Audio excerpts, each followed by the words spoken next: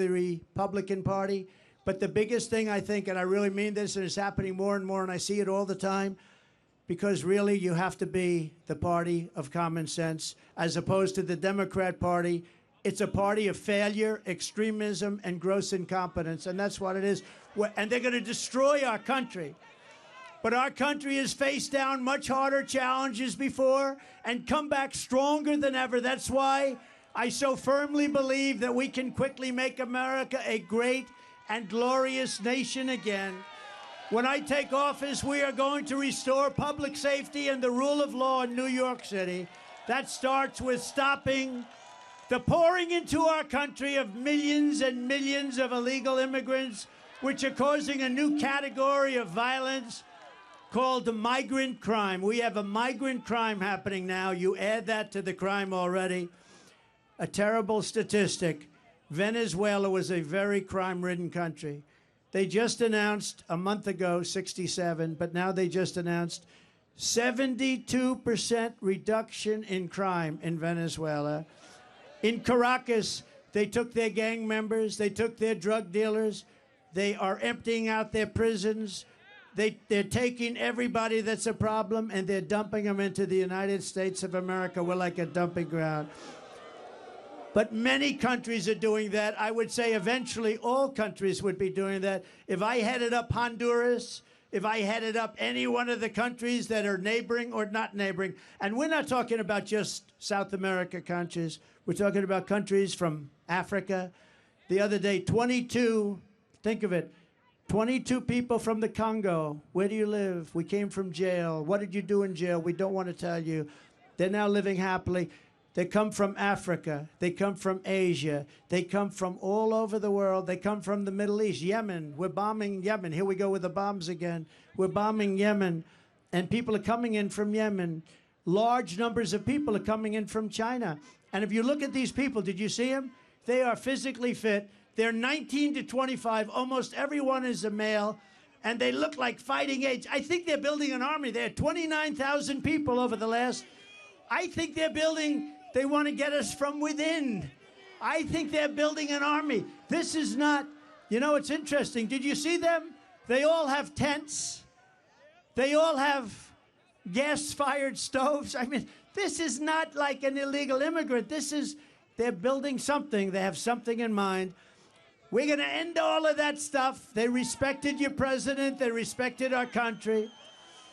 And we're not going to let people, we are not going to let these people come in and take our city away from us and take our country away from us. It's not going to happen.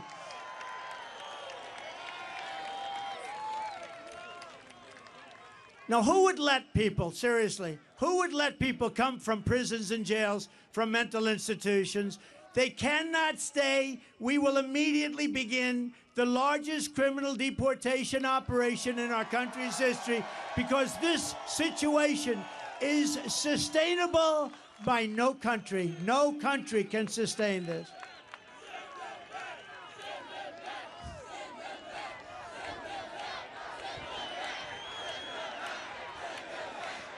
As we speak, there are hundreds of thousands of Biden migrants invading our city and our country. We no longer have border states like Texas and Arizona. All states, including New York, are your border state. The people are pouring through Texas. They're pouring through Arizona. They're pouring through every state. Every state is now a border state. Every state is now, we're talking about, in my opinion, 16 to 17 million people. And these are not necessarily people that are going to help us as a country. We want to be nice. We want to be respectful. They're coming from so many places we don't have any idea. In many cases, we don't even know what the language. You know, you have languages that people don't even know about. We have languages where there's nobody in our country that speaks these languages. They're coming from places we have no idea what's happening with our country. The flood of migrants is putting crippling burdens on our communities, your schools, hospitals, parks, and public resources. Frankly, we're lucky to get this big park. I don't know how the hell we did it. It must be New York's finest. I don't know how we did it. They call it the Biden migrant invasion, and it's wrong. It's immoral. And the vast majority of New Yorkers agree with me that this is unacceptable. It's unacceptable. We must stop it. We must stop it immediately. And you know, for the people coming up, it's also unacceptable. They come up in what's called caravans. The women are treated horribly. They're being raped at levels that nobody's ever seen before. Nobody wants to talk about it. The fake news will report that, oh, it's so terrible what he said. But it's fact. It's fact. The people are being treated, they're coming up in 100 degrees and then it's freezing. They're coming through snake-infested areas. It's a hell of a journey, and so many people are dying coming up. If we told them, please do not come up, you're not going to come in, like I was telling them for a long period of time, they wouldn't come. They're being offered, look at California Governor Newsom. Governor Newsom. He offers education. He offers medical care. He offers pensions. He offers everything. He'll even give them an electric car because they're all over the place. How about the electric mandate? You like the all-electric mandate? Not too much. Huh? Does anybody like a car that doesn't go very far? Costs a lot. In Brooklyn, American students at James Madison High School were recently told they had to stay at home from school so their classrooms could be turned into housing for thousands of, right? Thousands of migrants. Very simply, Joe Biden puts illegal aliens first. I put America first. I put America first.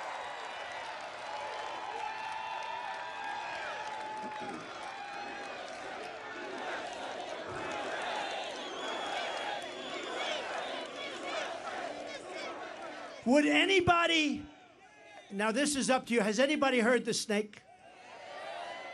Would anybody like to hear the snake? Because we can stay here all night, I don't care. Would you like to hear the snake? So it's a metaphor, it's an old song and it was redone. It didn't have anything to do with snakes or people or illegal immigration, but this has to do with illegal immigration. And I think it's very accurate, actually, and it's very sad. But I'll go and we'll do it, and some of you have heard it, and many of you haven't. But we're going to do it right now for the great people of the Bronx and elsewhere. We love the Bronx. We love the Bronx. Are you ready? On her work, and you know what? You know what this is all about, right? Did you know? You've heard this before? Have you heard it? We got the greatest people here. On her way to work one morning, down the path along the lake, a tender-hearted woman saw a poor half-frozen snake. His pretty colored skin had been all frosted with the dew. Poor thing, he said, I'll take you in, and I'll take care of you. Take me in, O tender woman, take me in for heaven's sake. Take me in, O tender woman, sighed the vicious snake. She wrapped him up all cozy in a comforter of silk and laid him by the fireside with some honey and some milk. She hurried home from work that night, and soon as she arrived, she found the pretty snake she'd taken in had been revived. Take me in, O tender woman, take me in for heaven's sake. Take me in, O tender woman, sighed the vicious snake. She clutched him to her bosom. You're so beautiful, she cried. But if I hadn't brought you in by now, you truly would have died. She stroked his pretty skin again and kissed and held him tight. But instead of saying, thank you, ma'am, the snake gave her a vicious bite. Take me in, O tender woman, take me in for heaven's sake. Take me in, O tender woman, sighed the vicious snake. I saved you, cried the woman, and you've bitten me, but why? You know your bite is poisonous. And now I'm going to die. Shut up, silly woman, said the reptile with a grin. You knew damn well I was a snake before you took me in. Right? So when we allow people from prisons, when we allow people from insane asylums and mental institutions, which are being emptied out all over the world, you know, their prison populations are going way down. You know why? Because they're being dumped into the United States. When we are allowing terrorists at numbers that we've never seen before, remember the snake. Remember the snake. because you're going to get bitten like you never got bitten before, and you need a new president, and you have to get rid of this person who is not a smart person, not a respected person, and doesn't have a clue what the hell is happening. So that's the snake. Did you enjoy the snake?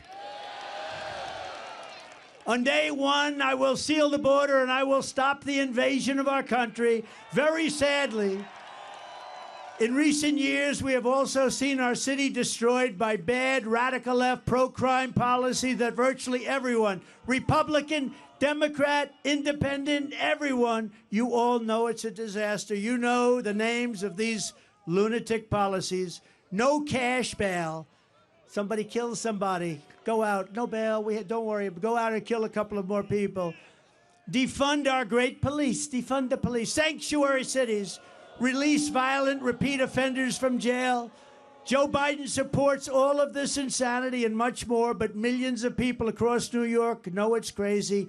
There is no way when you watch this guy get off an airplane, he doesn't even have to talk. When he falls out of a helicopter, he's got 3 little stairs. It's not that hard. You got 2 railings. You don't fall out of helicopters. You don't fall upstairs. He falls up.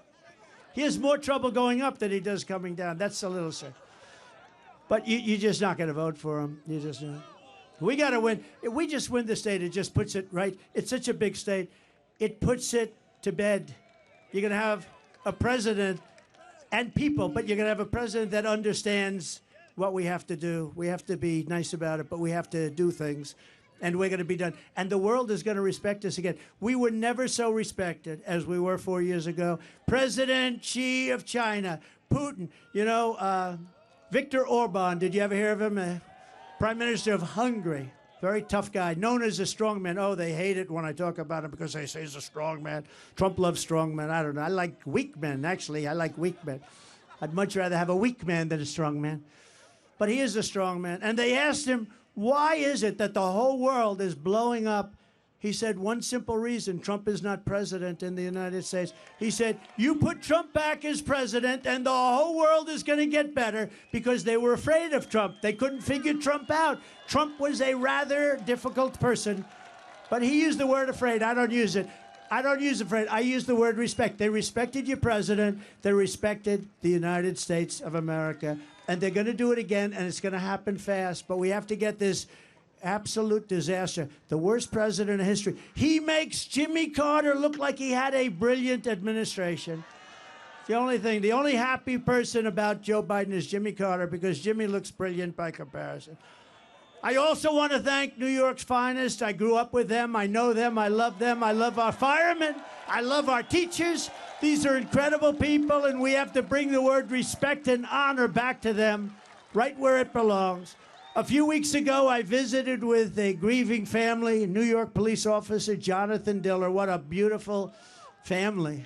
He was a beautiful person. He was 31 years old, gunned down during a traffic stop by a vicious thug, and just horrible, leaving his beautiful young wife behind, a son, Ryan, behind, 1-year-old son. And it was the saddest day. It was a horrible thing. Opened the door and just started shooting him. The criminal charge was savagely murdering Officer Dillon, was previously arrested by the NYPD 21 times. And he was allowed to go out because of the political things they do here. I'm the only one they want to keep. If I ever said, I want no bail, they'd say, you got to pay a fortune.